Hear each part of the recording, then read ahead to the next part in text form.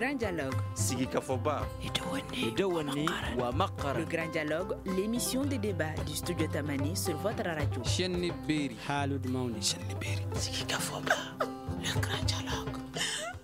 Ravi de vous retrouver, fidèles auditeurs, téléspectateurs et internautes de Studio Tamani. Alors, le thème du grand dialogue d'aujourd'hui est « Quel rempart contre le travail des enfants au Mali ?» Le 12 juin de chaque année est célébrée la journée mondiale de lutte contre le travail des enfants au Mali. Sur 7 millions d'enfants de 0 à 7 ans en 2020, 2,5 millions, soit 35%, exerçaient une activité économique selon l'ONG World Vision. C'est pourquoi cette année, le thème choisi est « Le pouvoir des femmes ». Un rempart contre les pires formes de travail des enfants. C'est pour mieux impliquer les femmes à lutter contre le phénomène au Mali.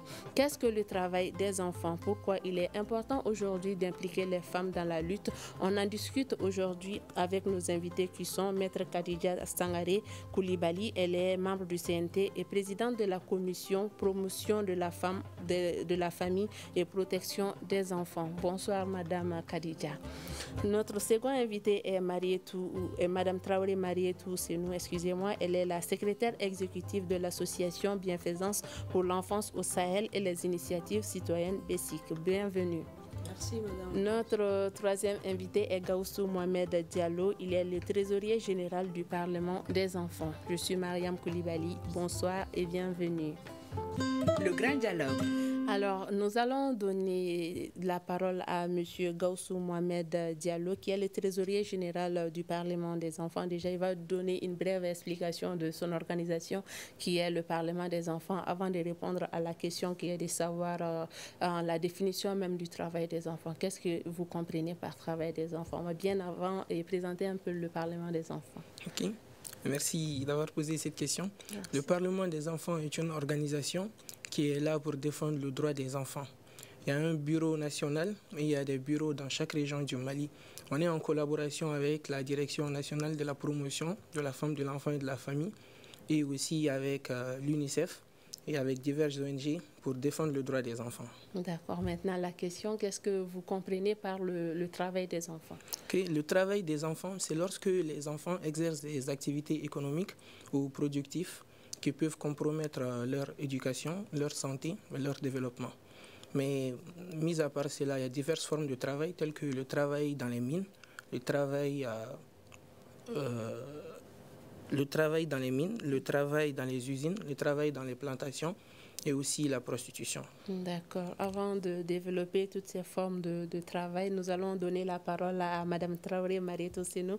Elle est la secrétaire exécutive de l'association Bienfaisance pour l'enfance au Sahel et les initiatives citoyennes BESIC. Dans quel domaine intervenez-vous, Mme Traoré, et avant de répondre à la question? Merci beaucoup, Mme Mariam. Merci de nous avoir offert cette plateau pour nous exprimer également, de partager ce que nous faisons en termes d'éducation des enfants et les droits des enfants. L'association Bienfaisance pour l'enfance, l'objectif principal même, c'est non seulement d'améliorer les conditions de vie des enfants.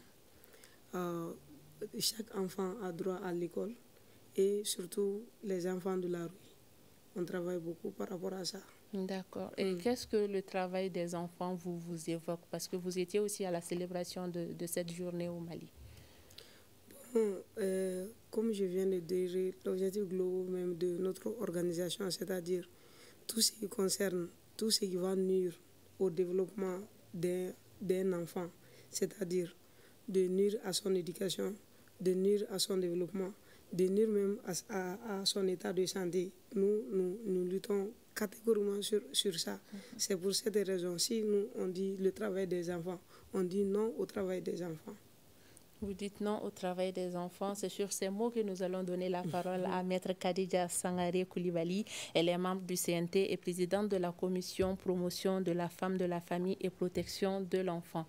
Qu'entendez-vous par le travail des enfants au Mali? Merci beaucoup, Maria. Avant de répondre à votre question, je voudrais vous remercier pour cette opportunité que vous venez de nous offrir pour nous exprimer sur le travail des enfants.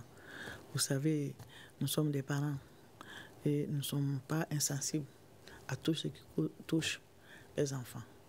Donc, pour moi, le travail des enfants, c'est surtout en milieu rural, beaucoup en milieu rural. Si vous parlez du travail d'enfants, moi, je pense à la pauvreté. Souvent, c'est la pauvreté qui pousse beaucoup de parents à mettre leurs enfants en bas âge au travail. Et j'ai constaté que généralement, c'est en milieu rural, mais aussi dans l'agriculture, que les enfants travaillent beaucoup. Nous avons tous travaillé. Moi-même, je suis enfant, à mon enfance, j'ai travaillé. J'ai dit enfant, je ne suis plus enfant. J'ai beaucoup travaillé parce que je viens d'une zone rurale. Donc pour moi, un travail pour l'enfant, c'est un travail... D'abord, qu'est-ce que c'est qu'un enfant? Un enfant, c'est quelqu'un qui a moins de 18 ans. Donc la loi dit que l'enfant ne doit pas travailler avant 15 ans. Donc généralement, on a constaté que les enfants travaillent avant 15 ans et surtout des travaux qui sont pas adaptés à leur âge. Je crois que c'est cette forme-là que nous sommes en train de combattre. D'accord. Quand on entend parler du travail des enfants, est-ce à dire qu'avant l'âge de 15 ans ou bien avant l'âge de 18 ans, l'enfant ne doit rien apprendre et doit rester comme ça à l'école ou bien doit rester à la maison et ne doit pas être initié à aucune forme d'activité professionnelle? Normalement, l'enfant doit aller à l'école. Normalement, c'est ça qui est recommandé.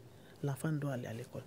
Mais faire travailler un enfant pour l'empêcher d'aller à l'école, c'est ce qui n'est pas bon.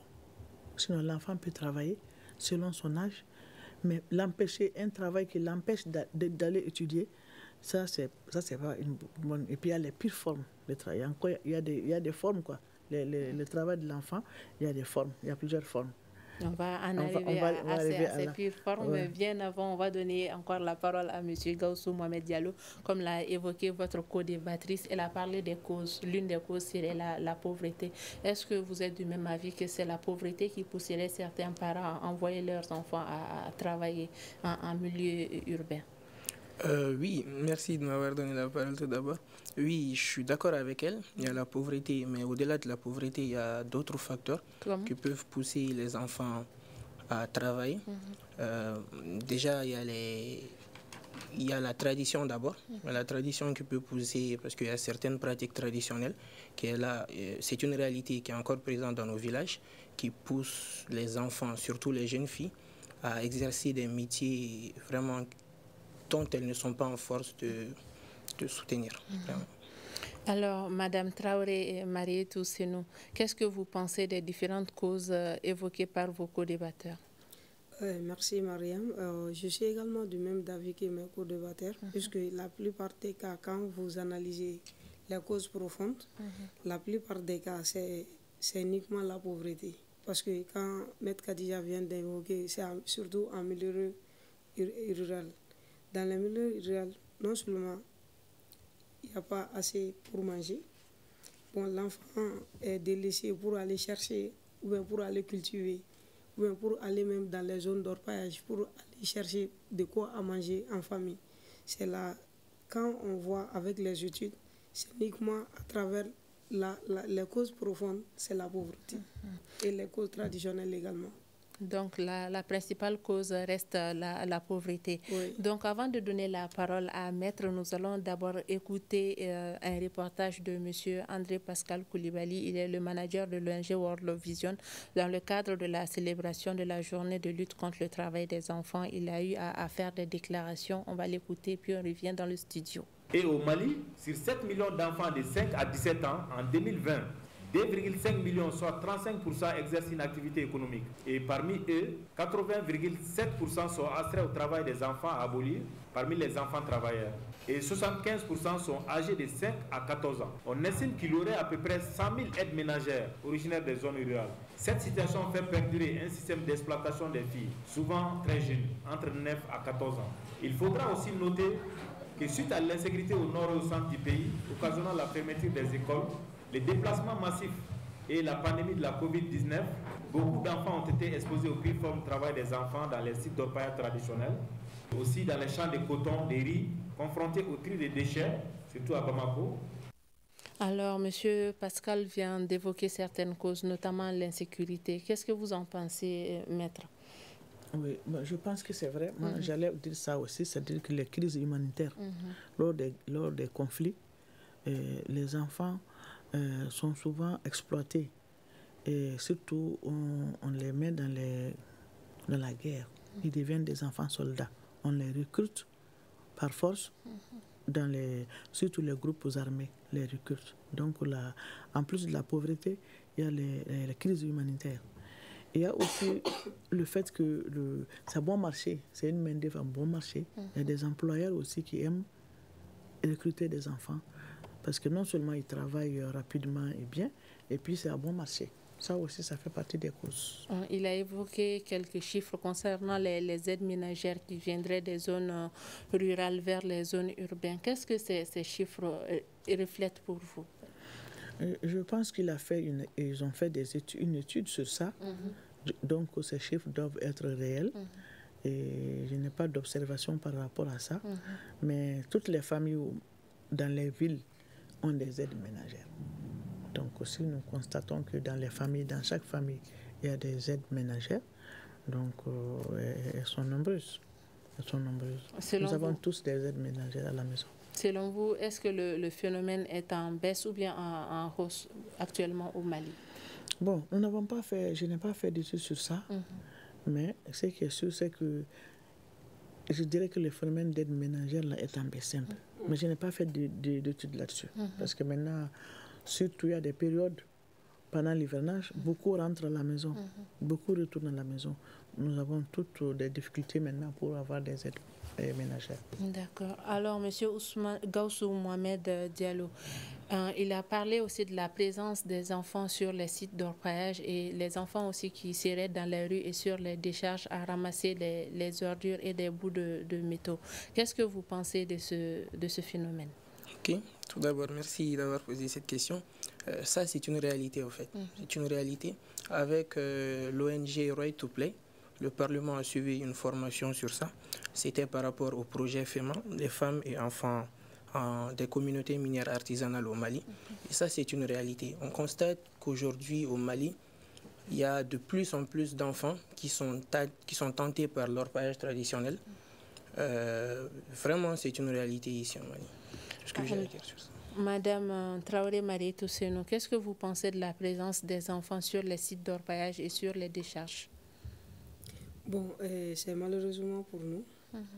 C'est qu'on peut constater, puisque la population malienne est tellement jeune, si les chiffres dont André Pascal vient de dire, à peu près 7 millions d'enfants de 5 à 17 ans, ils sont tellement présents dans les sites d'orpaillage que leur avenir en dépend, puisqu'ils ont déjà pris le goût même de l'argent. Ils sont exposés non seulement à la mort, à la drogue et à la prostitution. Alors que quand on doit parler d'un État, on parle d'abord de la jeunesse. Et cette jeunesse, ce n'est rien d'autre que c'est les enfants, c'est les jeunes. Mais si cette jeunesse est déjà vouée dès la bas âge, ils sont voués à l'échec. Quelle jeunesse, quel État on va parler, quel ménage on va parler, quelle famille on va parler. C'est vraiment dommage. Il faut que l'État aussi encadre ça et comprend déjà qu'il y a des mesures qui existent déjà et que ces mesures aussi soient appliquées à la lettre. Est-ce que vous savez les tâches que ces enfants-là font sur ces sites d'orpaillage? Les tâches, voilà. Quand on a parlé, il y a certaines études qui le font, qui le disent. Les tâches, ils font toutes les tâches, presque comme les adultes. Les enfants sont exposés, sont exploités comme les adultes. On ne pense même pas, puisqu'il y a des cas aussi que nous recevons. Et ces cas-là, c'est des petites filles mineures qui sont violées, qui sont mises également dans la drogue. Les jeunes garçons aussi qui sont mis dans la drogue. Et si c'est de l'argent, comme Maître l'avait dit, de gains faciles et rapides. Bon, un enfant qui n'a même pas 17 ans, qui commence à prendre de la drogue, qui commence à consommer également de la prostitution, quel avenir pour ces enfants? Alors, Maître Khadija Sangaré Koulibaly, on l'a effleuré au début de l'émission, mais quelles sont les pires formes de travail des enfants qu'on rencontre généralement au Mali ici? Au Mali ici, les pires formes de travail qu'on rencontre, vous venez de le dire, le travail sur les mines. vraiment, c'est ce qu'on appelle les travaux dangereux pour les enfants. Là, parce qu'ils sont exposés, à des sévices psychologiques et même sexuels. Il y en a qui font la prostitution, il y en a qui vendent de la drogue et ils prennent de la drogue. Quand ils vendent, un jour ou l'autre, ils vont prendre de la drogue. Ils sont confrontés à des machines. Souvent, ils manipulent des machines, du matériel ou des outils vraiment dangereux, avec des produits dangereux, ou des lourdes charges. Et les mines peuvent tomber aussi. Les puits des mines peuvent aussi s'effondrer avec eux. Donc, vraiment, c'est des conditions qui s'effectuent dans des conditions particulièrement très difficiles. Et souvent, ils passent des longues heures, la nuit, à des heures impossibles, ils sont en train de travailler. Donc c'est des pires formes de travail. Ça. Donc, c'est les pires formes de travail. On peut parler aussi quand les enfants sont exploités pour faire la pornographie. Ça, c'est des pires formes de travail. Il y en a qui font la pornographie. Et c'est cas ici au Mali? Bon, au Mali, je ne sais pas. Mais tout est possible dans les mines. Tout est possible dans les mines. Mais au Mali, quand même, on parle surtout des mines, quoi. C'est ça, là-bas, il y a des conditions très difficiles. Les enfants, non seulement les machines là, ils manipulent des machines, ils n'ont pas l'âge de manipuler ces machines-là. On les utilise pour aller vendre de la drogue. On les utilise pour aussi, ils peuvent être des prostituées. Les filles qui sont là-bas, on peut les exploiter sexuellement. Donc, voilà, entre autres, quelques pires formes de travail que je connais au Mali, comme vous avez dit au Mali. Au Mali. Bon, il y a dans les champs de coton aussi. Dans les champs de coton aussi, je pense qu'il y a le travail des enfants. Et bon, on ne peut pas dire que c'est... Ça dépend de l'âge de l'enfant, justement. Ça dépend de l'âge des enfants, parce qu'il y a des enfants, à partir de 15 ans, je parle sous le contrôle du Parlement des enfants, et je pense qu'à partir de 15 ans, ça va. Mais avant 15 ans, si vous amenez des petits-enfants dans des champs de coton à des heures impossibles, les heures de travail, ça aussi, on peut qualifier ça comme vraiment pire forme de travail. Mais à qui profite réellement le travail des enfants? Est-ce aux parents ou bien à l'enfant lui-même? Bon, généralement, c'est les parents. Parce qu'ils travaillent. Bon, ça profite aux parents et à l'employeur.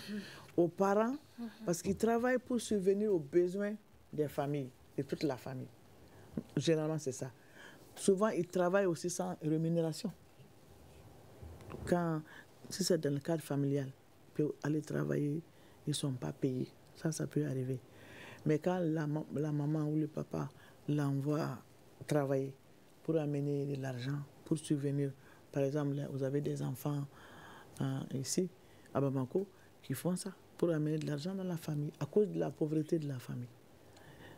Donc, souvent, ils sont rémunérés, souvent, ils ne sont pas rémunérés. Quand ils sont rémunérés, c'est pour amener de l'argent dans la famille. Dans tous les cas, ça ne profite pas. Je ne pense pas que ça profite à l'enfant. Est-ce que vous êtes du même avis, M. Gausso, que le travail des enfants ne profite qu'aux adultes et non aux enfants? Oui, je suis du même avis que Tanti, parce que moi, je pense qu'on doit vraiment interpeller aussi le Conseil national de patronat au Mali, parce qu'il y a des sociétés ici au Mali qui abusent vraiment des enfants. Oui. D'accord, donc vous pensez que les entreprises ne devraient pas travailler avec les enfants? Non, les entreprises ne devraient pas travailler avec des enfants, parce que le Mali a ratifié des conventions de l'OIT qui éradiquent le travail des enfants. Je pense que chaque entreprise ici au Mali doit respecter ces conventions. Alors, Madame Traoré, Marie Toussenou, on l'a dit dans le débat que le travail des enfants profiterait uniquement aux adultes, comme les parents ainsi que les employeurs. Mais dans le cas des aides ménagères qui viennent chercher de l'argent et constituer leur trousseau de mariage, est-ce que quelque part ce travail-là ne leur profiterait pas, entre guillemets? Oui, parce que dans les deux cas, je vais parler surtout sur quelques exemples qu'on a vus, on a vécu. C'est-à-dire qu'au niveau en milieu urbain, ils envoient les enfants, mais peut-être chaque 6 mois, c'est les parents qui appellent, il faut envoyer l'argent. Quand le moment dont l'enfant doit partir, l'enfant, normalement, il doit avoir ses gains pour aller consommer ces trousseaux. Mais finalement, quand l'enfant doit partir, tu trouveras que les parents ont tout bouffé. Finalement, une fois même, on a interpellé certains parents par rapport à cette situation. Parce que non seulement nous, on pense que c'est une exploitation. Vous envoyez l'enfant qui n'a même pas l'âge de 18 ans, non seulement elle vient travailler pour chercher quoi pour elle, mais tout son argent, vous prenez, vous mangez. Et au final, quand elle doit rentrer, elle n'a rien. Et à celle donc qui parle, si ce n'est pas une mère qui est une mère reconnaissante, la personne aussi lave tous ses mains tout bonnement et renvoie la bonne. Parce qu'elle n'a rien sur moi, je ne paye rien. La fille va énormément pleurer et puis il n'y a rien à faire. Et puis les parents ont tout bouffé. Qu'est-ce qu'il faut faire? C'est pour cette raison, avec les nouvelles données, comme Tanti vient de le dire, on est en train de prendre des mesures uniquement sur ça. Tant que l'enfant est là pour travailler, elle garde son argent. Le moment dont elle doit partir, elle ramène son argent avec elle. Non seulement elle doit profiter parce que c'est elle qui a fait le labeur, c'est elle qui a subi tous les tracasseries, tout ce qui s'ensuit. Elle doit bénéficier de son argent. C'est l'un de nos combats également. Je vous repose la même question, maître. Est-ce que quelque part, dans le cas de nos aides ménagères qui sont chez nous, est-ce que quelque part, entre guillemets, je parle sous votre contrôle, est-ce qu'elle ne profiterait pas un peu du gain des travaux qu'elle exerce en milieu urbain? Dans le cadre des aides familiales, là, et peut-être qu'il faut nuancer un peu. D'accord. Et ça dépend des familles. Souvent, comme elle a dit Marie-Toula, souvent, leur travail ne leur profite pas. Elles travaillent, les parents prennent tous les salaires. Mais souvent, il y en a qui gardent jusqu'à leur retour. Et puis ça les permet quand même d'avoir si elles sont dans de bonnes conditions, dans de bonnes familles, il y en a qui sont vraiment éveillés. Moi, je donne un exemple, j'avais une petite chez moi qui avait à peu près 15 ans comme ça, mais elle voulait aller à l'école. Elle voulait aller à l'école. Mais son père voulait qu'elle travaille et lui envoie de l'argent. Chaque fois, son père me dit d'envoyer son salaire. Il a envoyé son salaire à son père. Mais un jour, la fille, elle a pleuré. Moi, j'ai dit, mais pourquoi tu pleures? Elle dit qu'elle veut aller à l'école. Ah, j'ai dit, franchement, tu as raison. Donc, ce qu'on va faire, je lui ai donné, j'avais des économies de salaire sur moi. Donc, je l'ai envoyé chez son père. Son père n'était pas content du tout. J'ai dit, mais il faut qu'elle veut aller à l'école. Il faut la mettre à l'école. Donc, parce que c'est à Bamako qu'elle a compris qu'elle doit aller à l'école.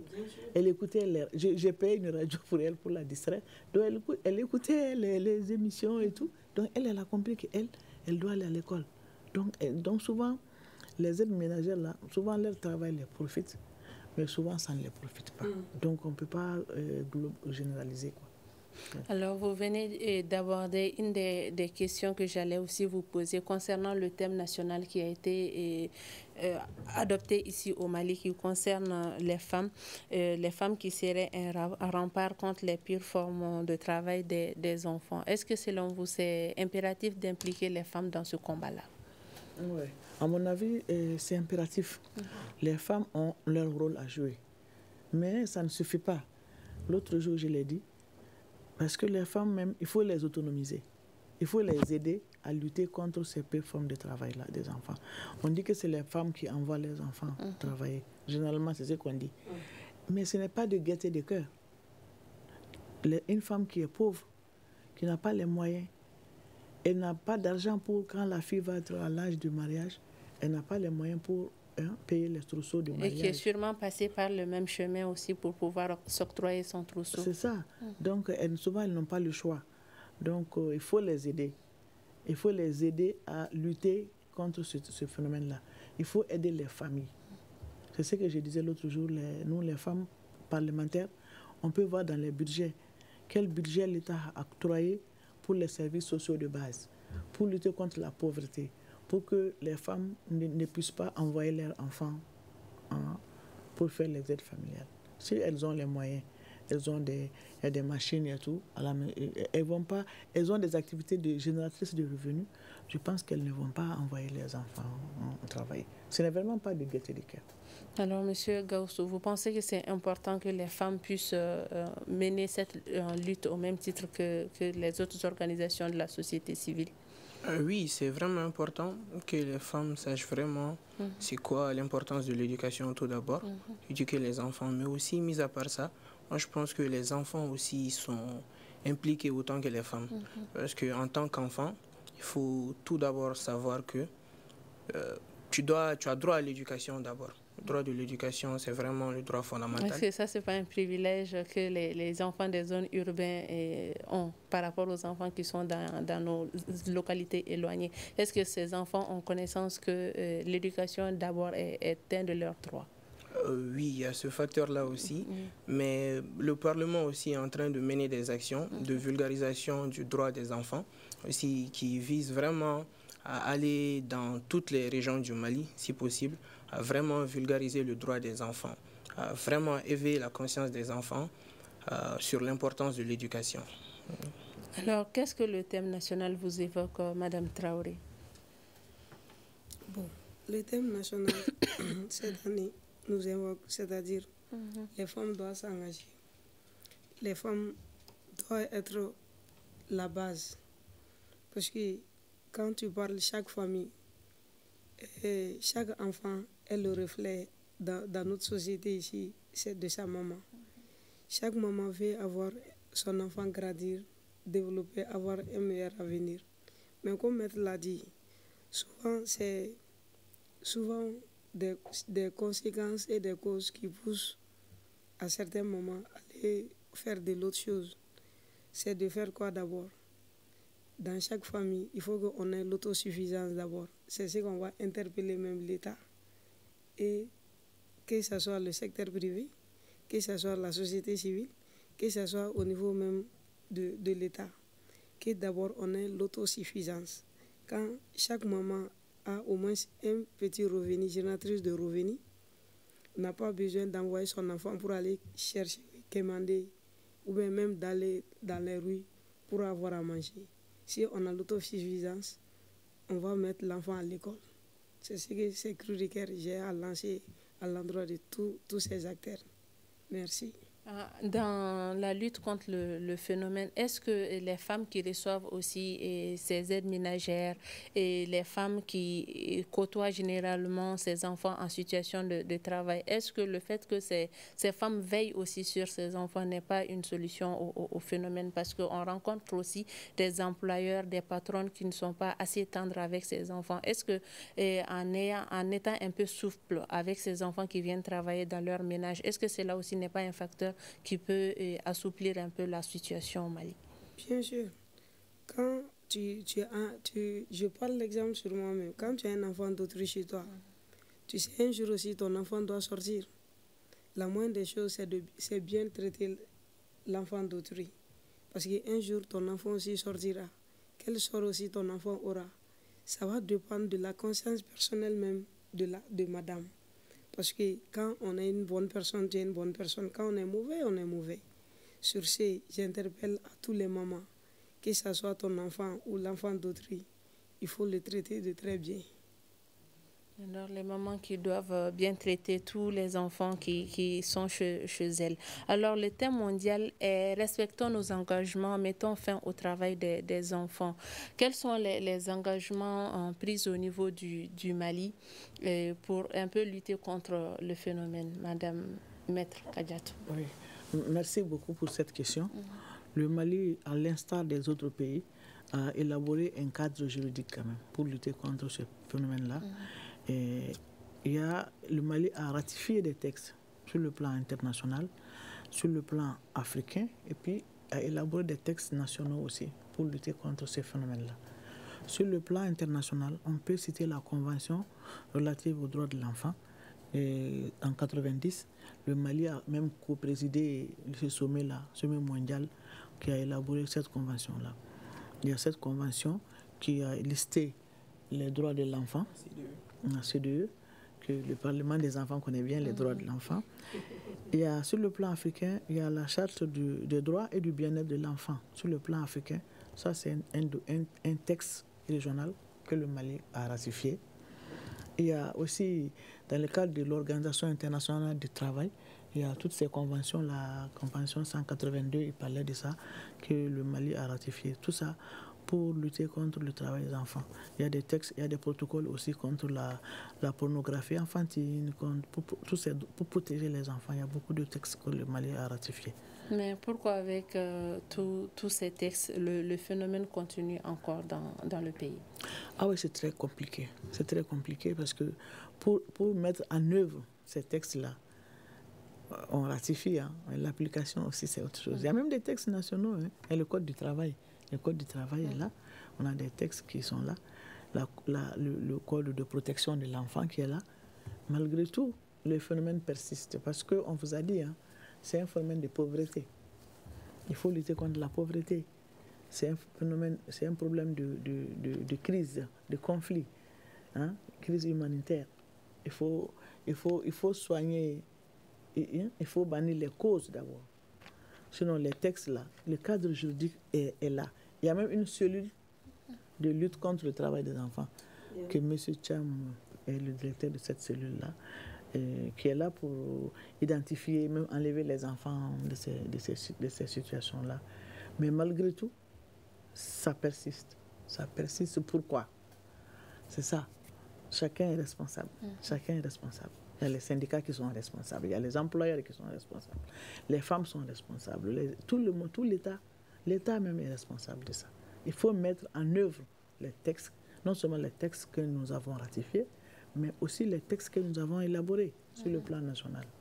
C'est ça. La mise en œuvre pose problème. Parce qu'il faut mettre les moyens.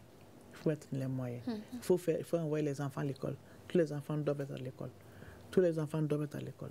Mais pourquoi tous les enfants ne sont pas à l'école? C'est ça la question.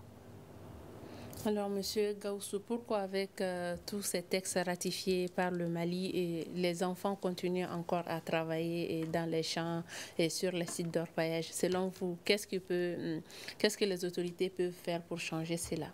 Okay, tout d'abord, il faut comprendre que le Mali a ratifié plusieurs textes concernant le droit des enfants, mais aussi contre le travail des enfants, mais aussi l'application de ces textes aussi, c'est une autre chose. Donc c'est de là, nous au Parlement, on est en train de mener plusieurs activités de sensibilisation, on a plusieurs notes de plaidoyer qu'on a données au gouvernement sur vraiment l'application ferme de ces conventions. Et aussi aux autorités. Les autorités doivent suivre de très près les entreprises et surtout les sites d'orpaillage concernant le travail des enfants.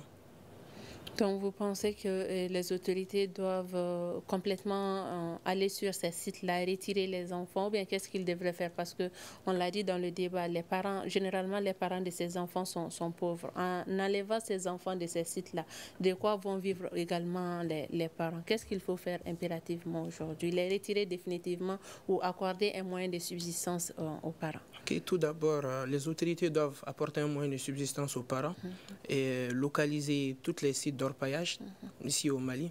Essayer d'enlever ces enfants. Parce que le problème, c'est que même si tu enlèves les enfants des sites d'orpaillage, qu'est-ce qu'ils vont devenir après? C'est là la question.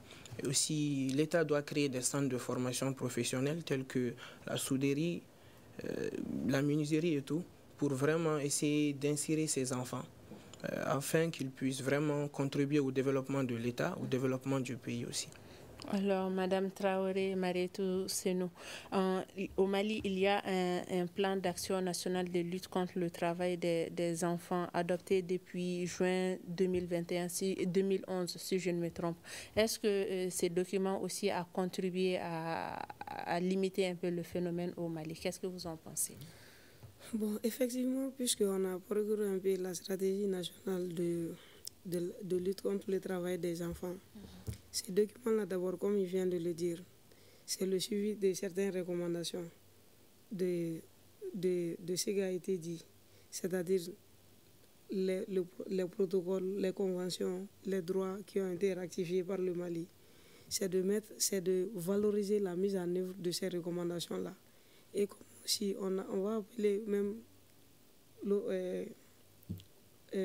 au niveau international que si on met ces conventions et ces états-là ratifiés, il faut qu'on les accompagne. Et cet accompagnement également, ça nécessite également des moyens pour que chacun, comme le Parlement vient de le dire, il faut une autosuffisance depuis le premier départ, c'est ce que j'avais dit.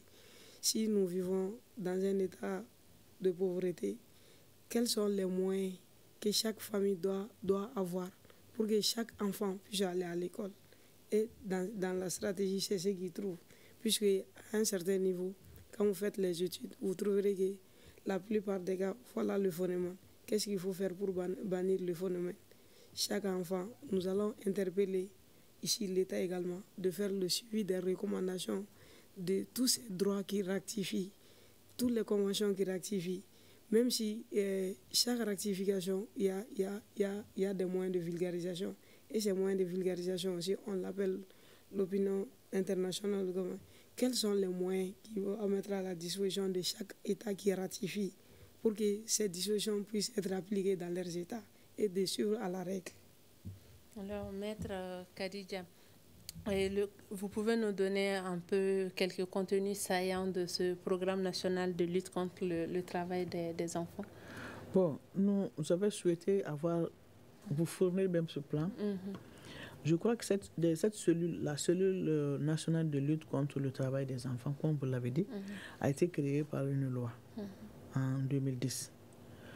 C'était pour mener des recherches, pour obtenir des statistiques sur le travail des enfants. D'abord, des statistiques, il faut connaître l'ampleur du phénomène. Il faut aussi faire la liste des formes. Ils font aussi la liste des formes de travail. Les formes dangereuses, les pires formes.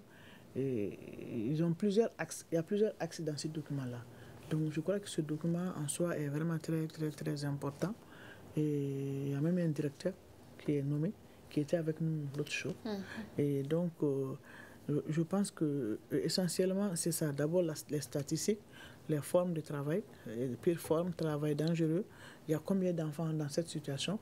Je crois qu'il mène des réflexions aussi pour voir comment est-ce qu'il faut identifier ces enfants, font des recherches pour identifier ces enfants-là, comme il a dit, dans les mines, les enlever aussi. Ils les enlèvent de ces mines-là, ils les mettent dans des... Peut-être ils les confient les confient à des ONG comme Indatier-Monde qui font des activités professionnelles, des apprentissages. Je crois qu'ils font des Réinsertion socio-professionnelle voilà, de ces enfants. La réinsertion socio-professionnelle de ces enfants-là, essentiellement. En tout cas, l'objectif, c'est de lutter contre les pires formes de travail des enfants. Alors, quelles sont les conséquences du travail des enfants sur les enfants eux-mêmes, mais aussi sur le développement d'un pays? D'abord, ça nuit au développement du pays. Ça nuit non seulement à l'enfant lui-même, ça nuit au développement du pays, parce que vous savez combien d'enfants ne vont pas à l'école, sont victimes de ce phénomène-là. Donc, ça nuit au développement du pays. Ça nuit à la santé de ces enfants-là. Ce sont des enfants qui sont dans les mines exposés à des produits chimiques. Ça nuit à leur santé. Les enfants qui sont exposés à la prostitution, ça nuit à leur santé.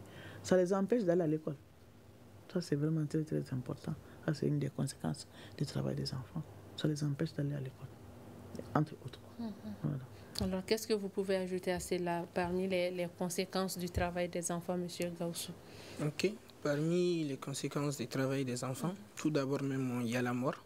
On peut dire qu'il y a des enfants dans les sites d'orpaillage qui meurent tout le temps, même si on n'est pas au courant, même si la population n'est pas au courant. Nous, au Parlement, on a fait, avec l'aide des ONG, on a des recherches sur ça. Il y a des enfants qui meurent aussi dans les champs de plantation au Mali. Je pense que c'est tout. C'est là. Qu'est-ce que vous pouvez ajouter, Madame Traoré? Oui, ce que je peux juste ajouter, au niveau malien, on sait que la population malienne est très jeune, à hauteur de 70%. Et les enfants aussi, selon les dires statistiques de 2020, on a dit qu'il y a 35% des enfants de 5 ans à 17 ans sont exposés aux pires formes de ce travail. Mais si on se tape la poitrine pour dire que nous avons une population jeune, et cette population jeune, la plupart de ces populations est mourante ou bien est droguée, quel avenir nous on va parler? Quel état on va parler?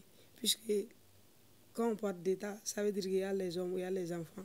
Si nous n'avons même pas d'enfants, qu'est-ce qu'il faut faire? Au sein de votre association, est-ce que vous organisez des campagnes de sensibilisation à l'endroit des parents et des employeurs? Bien sûr, même au niveau des deux centres, les centres de réinsertion socio-professionnelle, au niveau des boulets mineurs. Chaque fois, on essaie de faire des campagnes de sensibilisation pour au moins éradiquer ces enfants-là à un meilleur sentiment, pour insérer aussi au niveau de la société. Ça, c'est des choses qu'on le fait. Les parents aussi, c'est le même cas. Quand tu prépares bien un enfant, tu as une belle avenir. C'est une bonne opportunité. Mais depuis la bas âge, quand vous exposez l'enfant, vous vous exposez vous-même. Parce que quand vous arrivez à un terme dont vous ne pouvez rien faire, qui va te prendre? Soit c'est l'enfant d'autrui, sinon ce n'est pas ton enfant quand même. C'est des campagnes de sensibilisation et ces messages-là qu'on passe aux parents pour qu'ils comprennent l'importance même pour protéger, éduquer et donner vraiment de l'amour à son enfant. Alors, maître, vous, à votre niveau au CNT et avec les femmes parlementaires, quelles sont les actions que vous menez au sein du CNT et au niveau de vos différentes organisations pour lutter contre le travail des enfants au Mali? Bon, j'avoue franchement que le CNT, c'est l'organe législatif de la transition. C'est le Parlement de la transition. Et le CNT, comme l'Assemblée nationale, est organisé en commission. Et la commission qui s'occupe de ces questions-là, c'est ma commission, c'est la commission que je préside, la commission protection de l'enfant. Et nous avons, comme parlementaires, nous avons des missions qui sont bien précisées dans la Constitution. C'est-à-dire que notre rôle, c'est de légiférer et de contrôler l'action gouvernementale.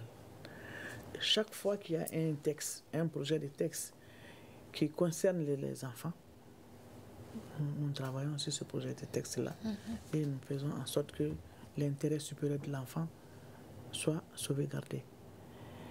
Et le contrôle de l'action gouvernementale va consister aussi à contrôler le suivi de la mise en œuvre justement des textes que le Mali a ratifiés. Qu'est-ce que le gouvernement fait par rapport à ce phénomène-là? Ça, c'est fait partie de notre rôle.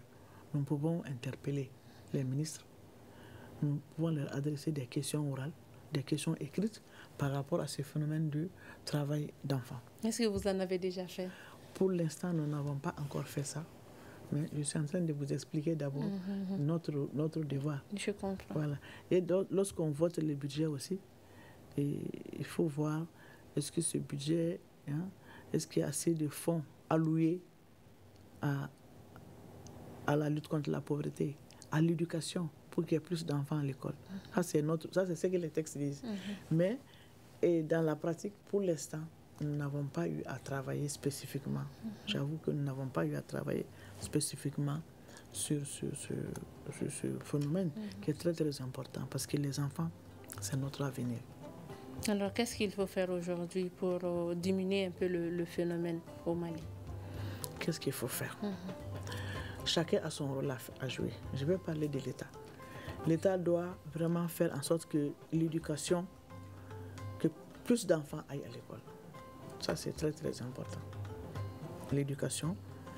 Et remettre les enfants à l'école. Les enfants qui sont dans ces mines-là et qui sont en train de mener des travaux là, pénibles, là, il faut les remettre à l'école. Les identifier et les mettre à l'école. Je crois que c'est ce que la cellule de lutte contre les pires formes de travail des enfants est en train de faire. Il faut offrir des opportunités aux enfants qui sont âgés, des opportunités de formation professionnelle. Ça, c'est important. Il faut aider aussi les familles. Il faut que l'État aide les familles à développer des sources de revenus, des activités génératrices de revenus. Il faut aussi sensibiliser et former l'ensemble de la population, les femmes, les familles. Et l'État aussi doit jouer ce rôle-là, mais la société civile aussi doit jouer ce rôle-là de sensibilisation, d'information et de formation. Et même d'aide. Il faut même aider certaines familles qui sont vraiment démunies, qui n'ont pas d'autre choix que d'envoyer leurs enfants dans les mines. C'est ce qui met fin à notre débat d'aujourd'hui dont le thème portait quel rempart contre le travail des enfants au Mali. Nos invités étaient Maître Khadija Sangaré Koulibaly, membre du CNT, président de la commission promotion de la femme et de la famille, protection de l'enfant. Le second invité était Madame Traoré Marietou Senou, secrétaire exécutive de l'association Bienfaisance pour l'enfance au Sahel et les initiatives citoyennes BESIC. Gaussou Mohamed Diallo est le trésorier général du Parlement des enfants. Il était notre troisième invité. Je suis Mariam Koulibaly. J'ai eu le plaisir de vous présenter cette émission. La technique était gérée par Sédou Dao et Gagné Kanté. Merci à vous de l'avoir suivi. On se dit à demain, Inch'Allah.